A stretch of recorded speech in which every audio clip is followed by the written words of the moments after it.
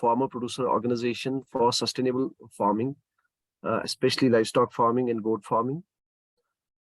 So basically, why we need this farmer producer organization? There are a challenge in front of our farmers, maybe that which are dealing with agriculture, different agriculture sectors like vegetable or livestock farming or other sectors, agricultural allied sectors. We have many challenges in front of our farmers.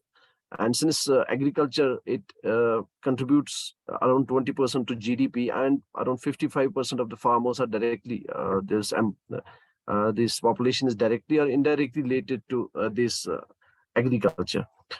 But the basic constraint is that we are having small holding size of land.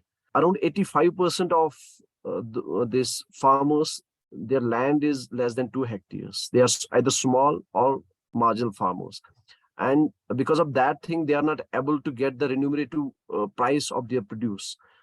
Similar is the condition with the livestock farming. Majority of the farmers, they have small herds of small units of these animals, a goat, 10 or 15 animals or 20 animals, and hardly anybody is going for commercial goat farming.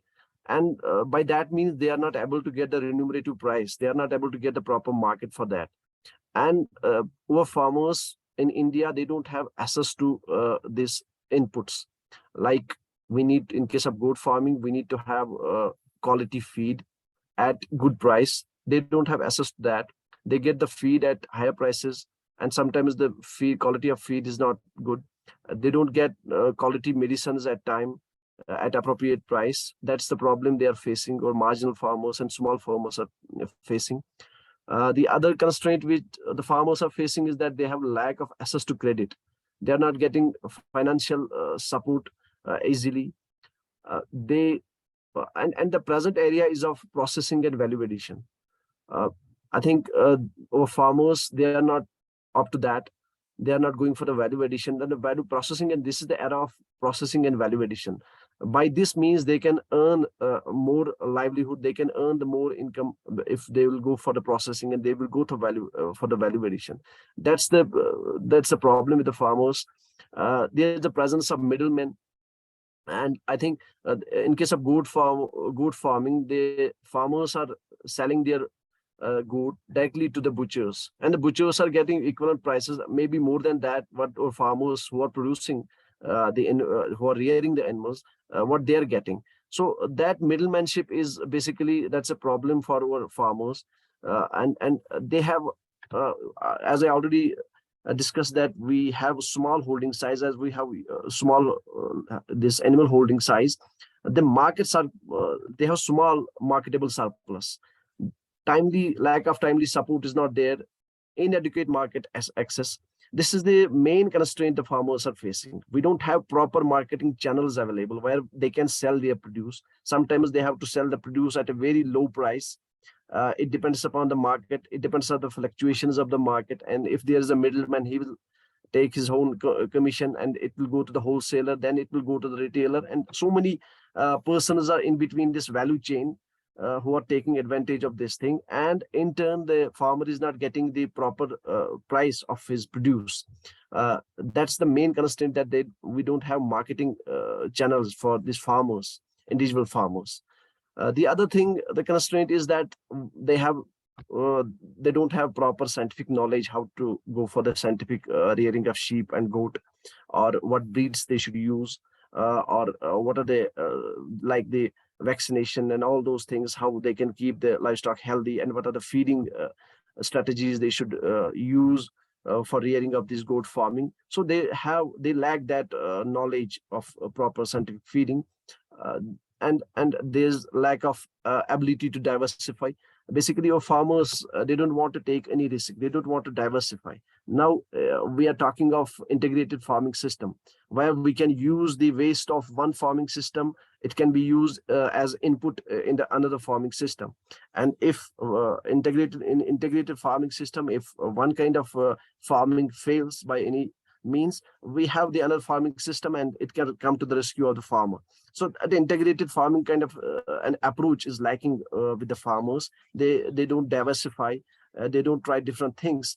So they lack that risk taking ability, and we don't have improper warehouses available. These storage houses are not available. They are not easily available to the farmers. They cannot store their produce, and all those things. Then weak organizational capacity. Since we have individual farmers, they are not. We have not aggregated them. They don't have that organizational setup, which can give them different facilities available to them. That's another constraint our farmers are facing. Then ultimately they have inadequate transport. If they have to transport some commodity from one place to the market, they don't have that available to them. So that's also a constraint they are facing. So in nutshell, our farmers are facing many constraints, which in turn does not allow them to get remunerative prices. And uh, as we can see that this our youth, our rural youth and young youth, they are moving away from the agriculture, and they are leaving this agriculture. And maybe a time in future might come that will not be left with many this youth, many this skilled persons in agriculture, and that might affect our this system, agriculture system and all that. Now we need to look for things which will make this farming system sustainable. We need to move from subsistence agriculture to the sustainable agriculture. So we are looking for different avenues, different ways, different alternatives which we can use to convert this farming system. Maybe it can be any agriculture farming system, and we are here talking about the goat farming system. It can move from subsistence to the sustainable agriculture system. So one of the way out, one of the alternative to that, from subsistence to sustainable agriculture to goat farming, is farmer producer organization. These all the challenges which I discussed here, the constraints which I discussed here, the answer of this, all these challenges lie in farmer producer organization. If that is implemented in the real sense, we can come up to we can meet out a large number of constraints in that farmer producer organization. So then possible solution to all these problems is simply, then we need to aggregate these farmers. Wherever in a proper locality we have these small farmers, these farmers having small land holding or having small this livestock unit, if we will aggregate them together, if we will have a proper organizational setup for them, then these constraints can be possibly we can come up to, we can solve these constraints for them. So this solution lies in farmer producer organization. Now, what exactly the farmer producer organization is? The question is that most of us here, we might have heard about this FPO and farmer producer organization repeatedly, as the government of India is focusing on FPO, and there's a major stress of major focus of our government on these farmer producer organizations. Basically, this farmer producer organization is a generic name in which we aggregate farmers. We register them under, you can register them under two laws. One is Companies Act. We can register them under Companies Act, or we can also register them under Cooperative Societies Act of concerned state of Union Territories. We have two options left with us. Farmer is free to avail any kind of option. He can register his FPO in Companies Act, or else he can register his the FPO in the Cooperative Act as well. And the Cooperative Act, we have Self-Reliant Cooperative Act now, where it is equivalent to that of the Companies Act. And we form an organization, that gets a legal status in terms of these acts, and then through aggregation, the leveraging of collectives through economic skill of production, and then marketing of agriculture allied sectors. Why we need farmer producer organization? Farmer producer organization will decrease the cost of production, because once we have farmers, we aggregate the farmers, maybe we have 100, 200 or 300 number of farmers in a particular farmer producer organization. They will need input. For example, in case of goat farming, every farmer will need some kind of feed for his livestock. So if we'll aggregate the number of, if we have 100 farmers in a particular FPO and they have their own livestock, if every farmer requires say 2 quintals of feed, then we will collect the information for all the farmers. 100 farmers will require, by that means, 200 quintals of feed. So that 200 quintals of feed can be purchased once in bulk at wholesale rates, and the quality seed can be reduced. So by this means, we can reduce the cost, input cost. We'll get the feed at a wholesale rate, and we'll get the best quality rates. Similar is the case with the other inputs which are required in different agriculture sectors. So this farmer producer organization will reduce the input cost, and we can manage the price fluctuation also. If we'll talk about different commodities in agriculture, for example, vegetables, the prices can be, sometimes they can be high, or sometimes they can be low. The market can be, their prices can be high or low. So a farmer producer organization, if they have warehouse available, they can keep, if they have the cold storage available, they can keep their produce in that cold storage, and once the market is good for it, they can sell it at a good price. So that way they can manage that price fluctuation. FPO gives them the way out that they can have better economies of scale. They can attract traders to collect the produce at farm gate. They can bulk transport of this produce can be done, because so many farmers will be associated with this FPO. They can have access to modern technologies, facilitation of capacity building, extension and training. Once we form an organization, we can have they can be made aware about the modern technologies. They can use the modern technologies in their respective agriculture, farming, and they can be capacity building can be carried out, extension and training can be carried out for them. We can minimize the post-harvest losses through value addition and processing. The value addition and processing has to be focused, and by FPO we can have the value addition. We can have our own brand. We can sell our own brand at if we can value add it, and then we can we can have regular supply of produce of good quality. Then easy in communication for dissemination of information about price, volume, and other farming related advisories. Access to financial resources without collaterals. We don't need any collateral. We can have access to finances. Easy access to funds and other support services by agencies. Improved bargaining power, and above all, this FPO is a legal entity.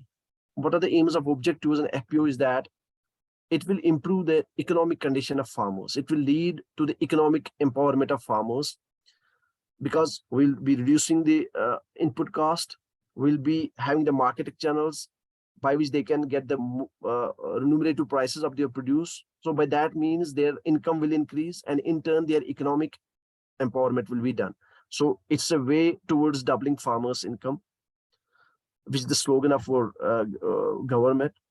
And it will enhance the bargaining power by achieving economies of scale. If we have a good amount of produce at our disposal, we can bargain with the traders. If we have supply available with us, we can bargain with them. If we have quality available, we can bargain with them for the price. If we will value add it, we can again bargain with the traders. So we have the power of bargaining.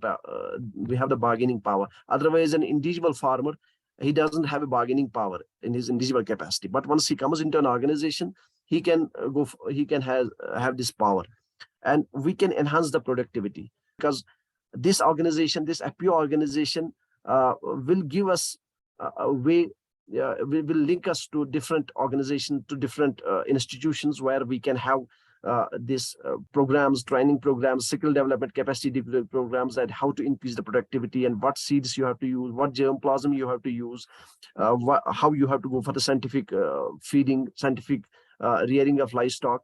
And this, by all these means, it will result in the increase in the productivity.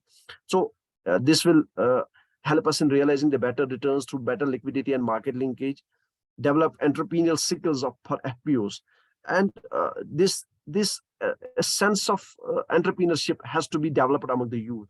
The entrepreneurial skills, it needs to be inculcated in these young minds, and it will come through FPOs, because they will be, it's an organizational setup. So we can inculcate these skills, entrepreneurial skills, in these FPOs. And then we can develop a sustainable income-oriented value chain by all these means. And ultimately, our goal is securing farmers' welfare. We need to secure the farmers' welfare. That's the ultimate objective of farmer producer organization. Now, briefly, I'll discuss how we can go for the formation of farmer producer organization. For example, I'll just give an example. You want to form a farmer producer organization, the first thing you'll do is that you will identify a particular cluster.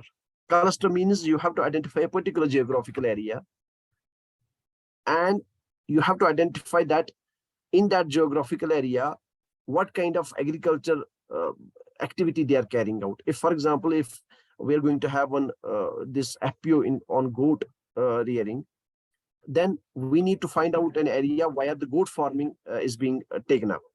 So we need to identify that cluster. Then in that cluster area, in that geographical area, the second step, we need to find out diagnostic study and feasibility, whether the FPO is feasible there or not. We have to conduct the baseline survey.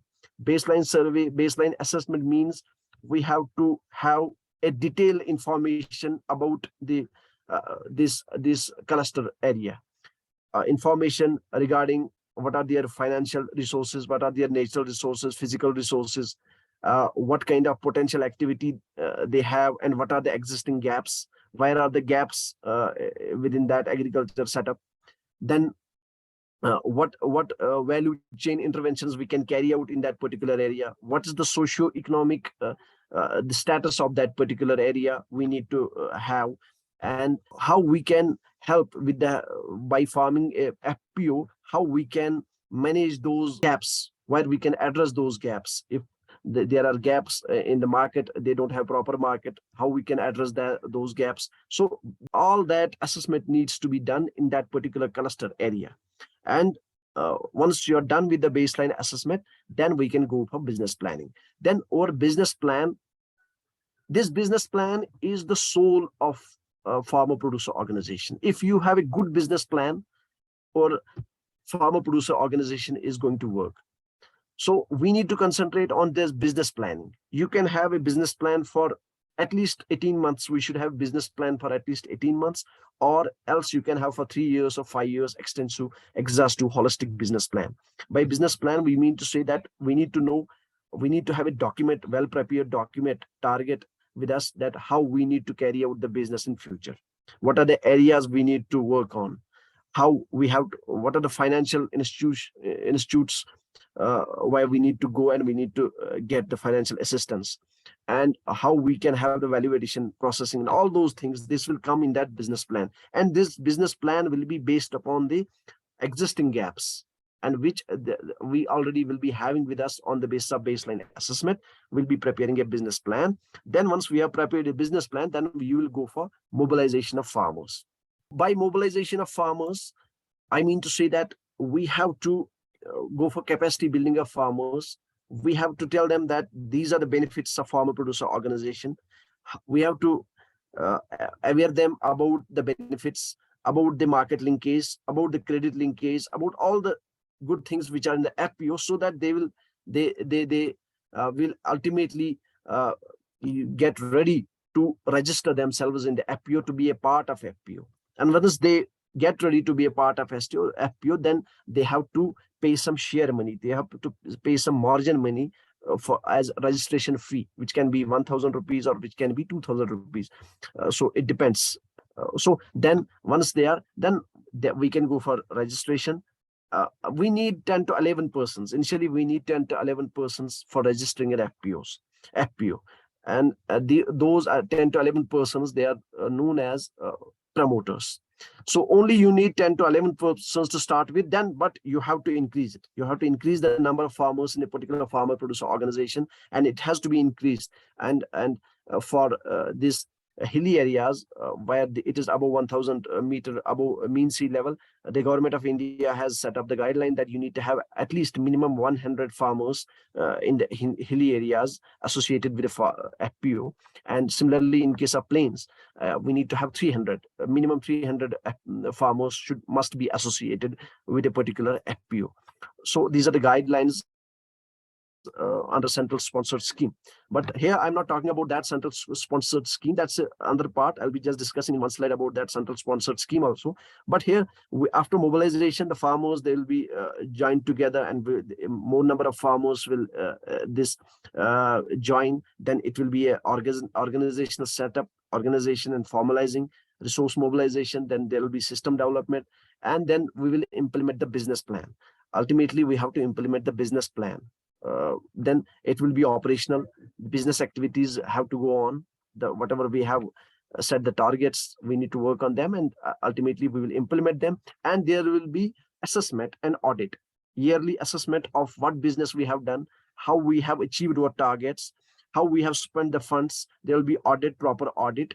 It will be a proper organizational setup, and this will continue around the year. Then these are the things which the steps which are required in the formation of FPO. So the other thing, identification of area, identification of farmers, meeting with the farmers, that's farmer mobilization, farmer small interest groups, FIGs, which we call as, then collecting the share of share capital, then selecting members from FIGs for FPO board. These are again the steps I'll be discussing in detail. Then this is the organizational setup of farmer producer organization. A farmer producer organization has three types of human resources. One is general body. General body means all the farmers who are associated with a particular farmer producer organization. General body may consist of 100 members, 200 members, 300, 400, 500 members. It depends upon the number of farmers who are registered with this FPO. They are known as general body. Then we can have executive body. Executive body means if we this concept is formation of this farmer interest groups. Farmer interest group means once you are going for this mobilization of farmers, you can have small groups of farmers, 10 to 15 to up to 15 to 20 farmers. They can form a small groups. They are known as farmer interest groups.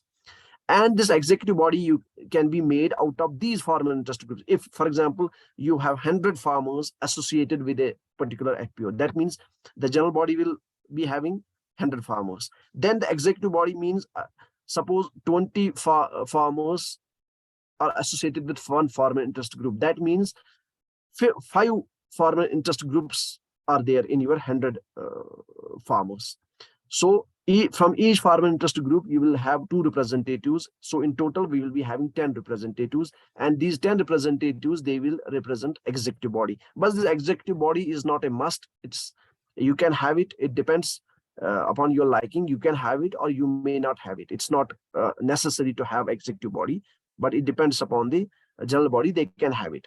The board of directors is must. You need to have board of directors. That's a must.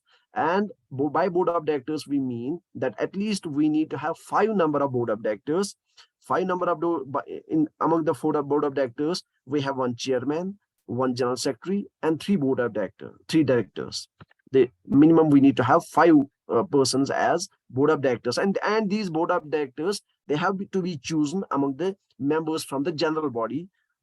Based upon through a democratic process. You can select them based upon a voice vote, or you can appoint them based upon the ballot box type of this. You can go for appointment of these board of directors. And the board of directors, they need to be trustworthy. They need to be highly motivated, and those persons who have the capacity, decision-making capacity, who have the capacity to make strategies and all those things. And we need to have those members among the board of directors. Then you can have 1 general manager, or you can have FPO staff, where we have chief executive officer and we have 1 accountant. You can have 1 accountant and you can have 1 chief executive officer. Chief executive officer, CEO or manager, which we call as, he has got the responsibility to manage the day-to-day affairs of that FPO. They have to be managed by the CEO, and the CEO, he is a salaried employee. Accountant and CEO, they are the salaried employees of that FPO who manage the day-to-day affairs of that particular FPO.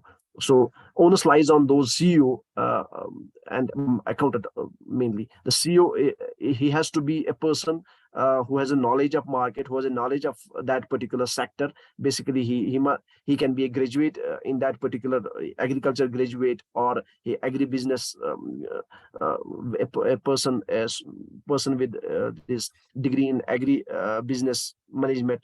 He must be from that, or MBA maybe, but he must be literate and he must have some specialized degree of that particular trade, so that he can run that farmer producer organization in a better way. If you have got a good CEO half of your job is done. So you need to focus once in the FPO, you need to focus on that CEO part. He must be a trained person. So these are the three, broadly three, which I already discussed. These are the human resources which you have available with this farmer members of this farmer producer organization, the general body, then board of directors, then chief executive officer and CEO. Then this is year wise. There are three phases of phases of FPO business. Incubation and early phase. Incubation and early phase means the initial phase where you can go for identification of the clusters, mobilization of farmers, training and capacity building of the human resource, registration, technical support, and professional management. This comes under incubation and early stage. And usually it has to be done in the first year. And then the second year onwards, there must be implementation and growing stage. We have to implement our business plan. Then we have to look for the marketing channel. Then we have to implement the business and other kind of things, and other strategy, these licenses we need to obtain on all those things, then implement. We have to, in short, in the second stage, we need to implement the business plan. And the final stage is influence and mature state, where we have our own product. You can have FPO might come up with its own product under its own branding. Then we need to expand the business, because with every passing year we need to expand the business.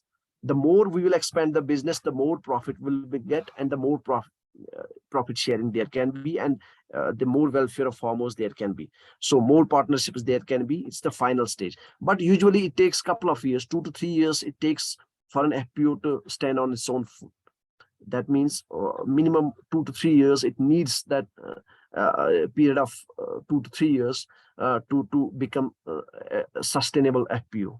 And it depends upon the number of farmers you have. The more number of farmers you have associated with an FPO, the better it is for the FPO, the more sustainable FPO can be.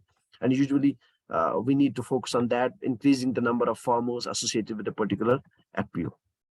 So again, this is nothing. This is which I already discussed, that identification of cluster. Then we need to have awareness, social mobilization, exposure visit, identifying the market, and we can form the FPO either in under the Cooperatives Act of a particular state or union territory, or under the Companies Act. And these are different legalities which you need to have, formalities which you need to have for registration. I will not go into detail about the formalities. It will take much of our time. So what are the operations of farmer producer organization? Briefly, what are the direct benefits of farmer producer organization? The direct benefits of, you will get an input center. You will have a particular input center, maybe in the form of a this store. You can have feed available at wholesale rates, quality feed available at wholesale rates, or quality input available at wholesale rates.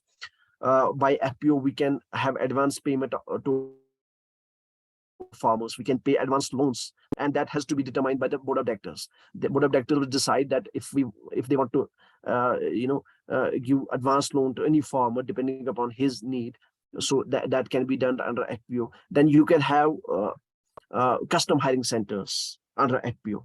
An individual farmer, he cannot afford to have one tractor. He cannot afford to have one tiller or any other farm equipment more than 2 lakhs, 3 lakhs. He might not afford it.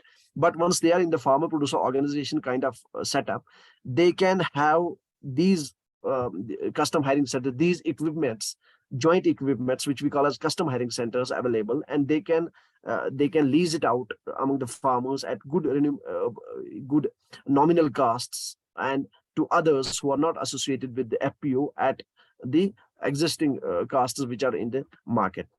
I was discussing that we have farm operations. We can have custom hiring centers under that FPO.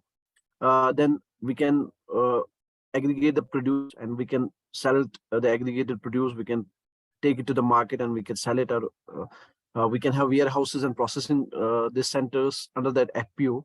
And ultimately, we can have a market access at FPO. So then we need to develop the capacity building of the farmers or board of directors or CEO. We need to have different training programs, skill development training programs, but because our aim should be that we need to develop entrepreneur mindset among the farmers. So for that, we can have utilize different centers, different institutes, like we can have agriculture universities, Krishi Vigyan Ketras, Atma, or NGOs. We can have tie up with them. We can have exposure visitors of these CEOs. They can visit some good FPOs or some workable FPOs which are working, which are doing good in this area. They can visit there and they can learn from that.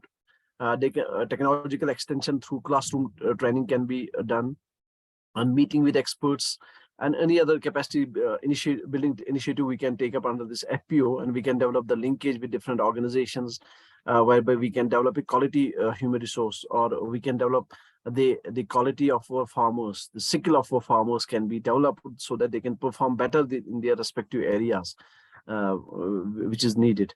Then these are the guidelines. Briefly, these are the guidelines that, as I already discussed, then in plains we need to have at least 300 minimum number of farmers. Farmer interest groups can be 15 to 20 farm members can be in one farmer interest group or self-help group or farmer club, and they can together farm FPO, and whose minimum number should be 300 in plains, and in hilly areas it must be 100. But if we want to have a sustainable FPO, but the average membership size of that should be 500 farmers in plains and 200 farmers in hilly areas, in hilly and northeastern areas. That should be the size. We should focus on that size if we want to make FPO sustainable. If you have 50 farmers or 100 farmers associated with FPO, that FPO, it won't be sustainable.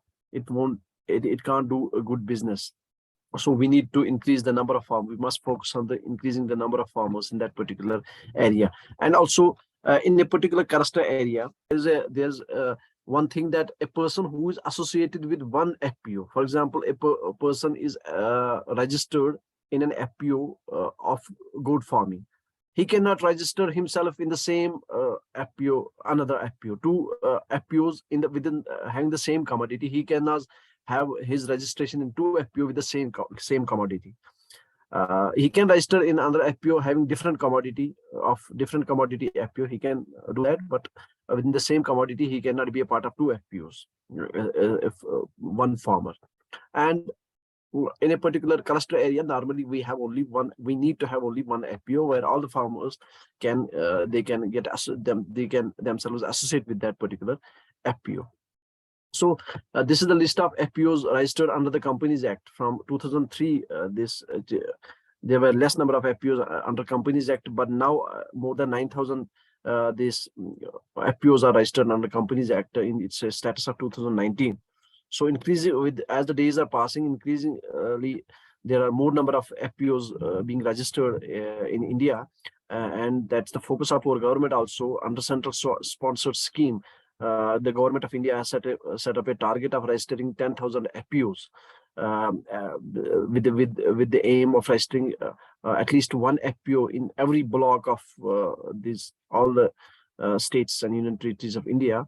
So we have a target of 10,000 FPO under that scheme. Apart from that scheme, there are different FPOs. A group of farmers, they can register their own FPO. It's not necessary that they should be a part of some scheme. They can register themselves out of scheme also. It's not a cumbersome, it's an easy process to register. This is the benefit the farmer will get if he will register himself under that central sponsored scheme.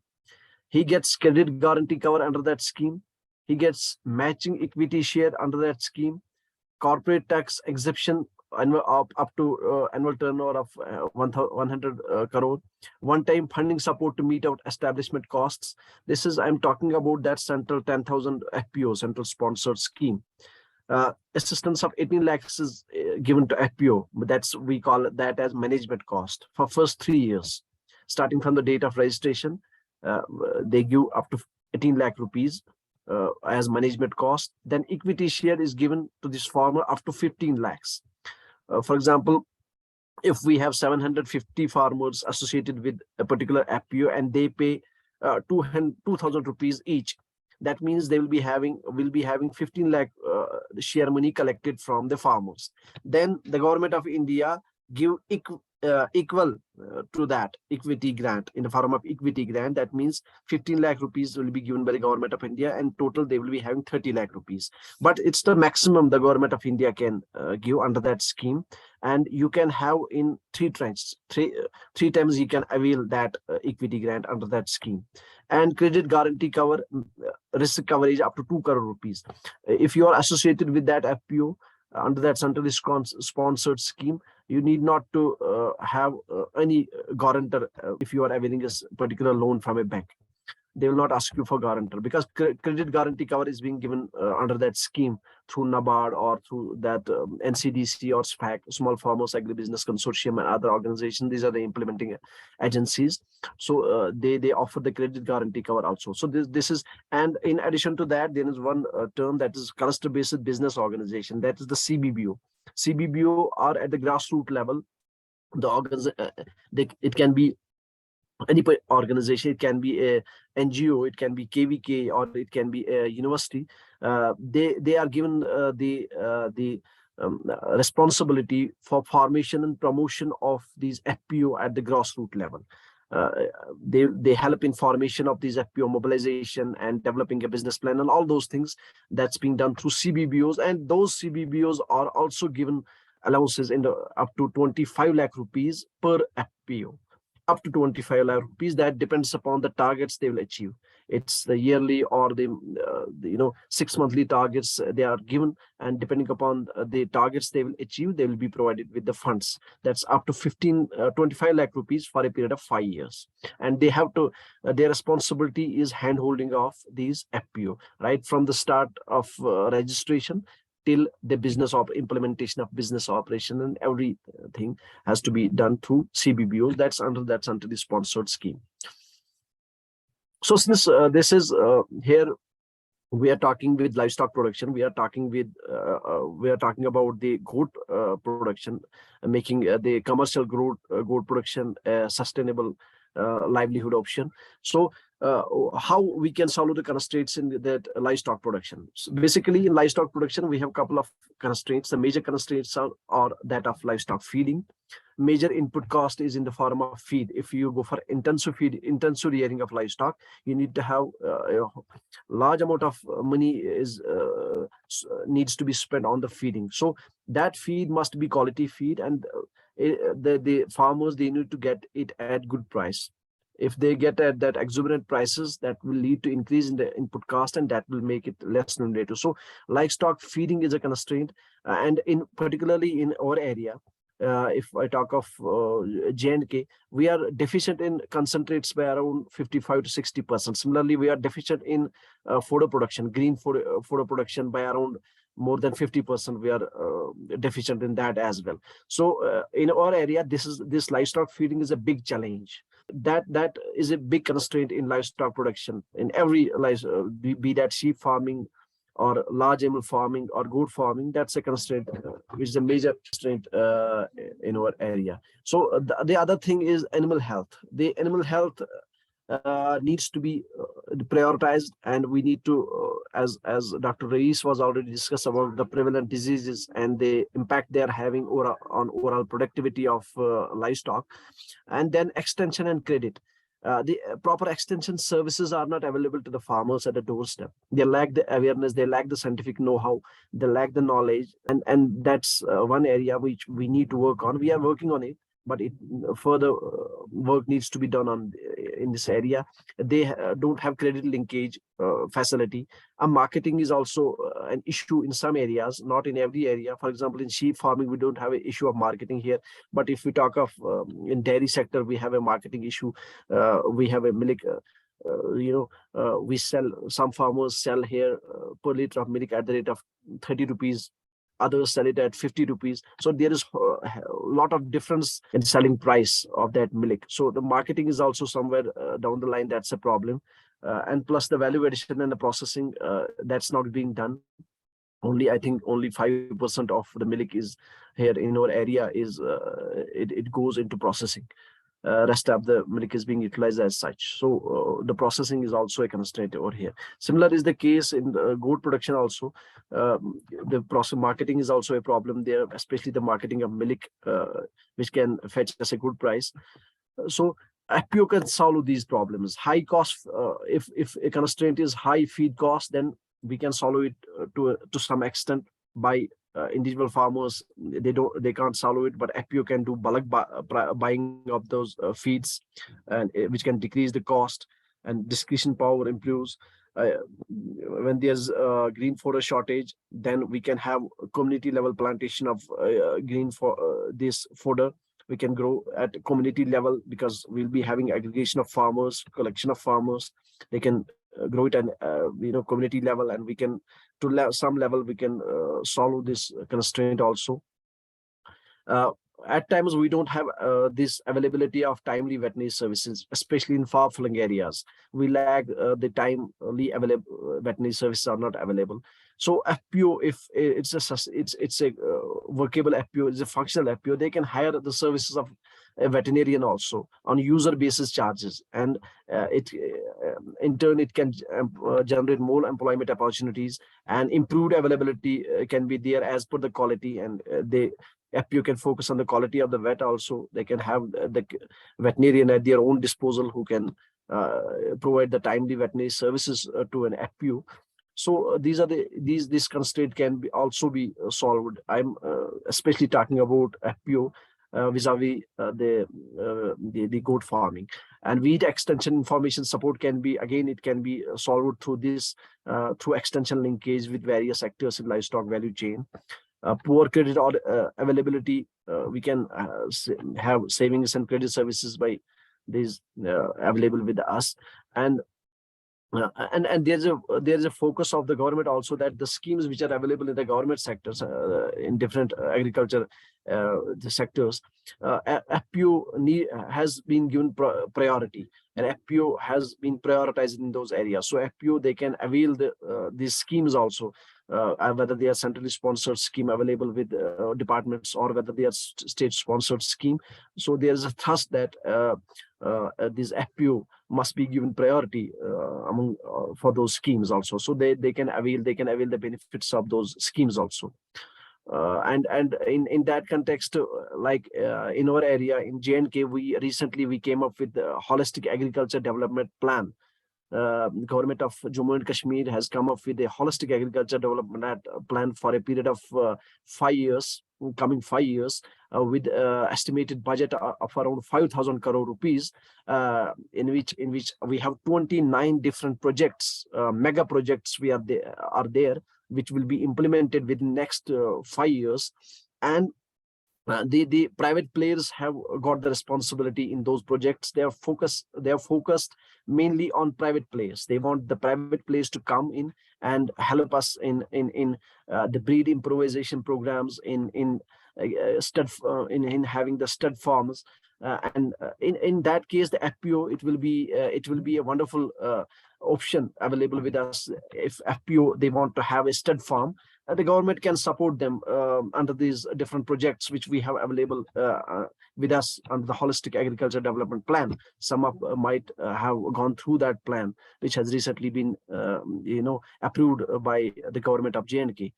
So that those areas can be those areas can be taken up in this. So again, constraint of non-remunerative price, difficulty in transportation, poor bargaining power. I have already discussed this. They can also again be solved through FPO. So the outcome of that FPO is, finally the outcome is that sustainable business plan, business operations, better farming remuneration, low input cost, aggregation of produce, better marketing platform, and risk security through farmer producer organization.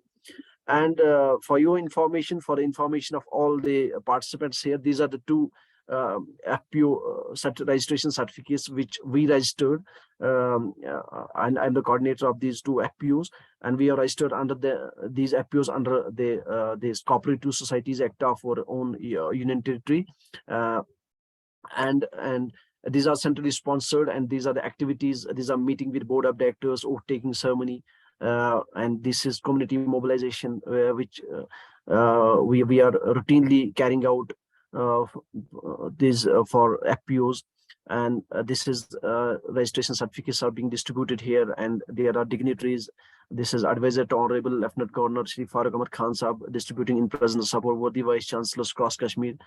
He's distributing certificates among the board of directors.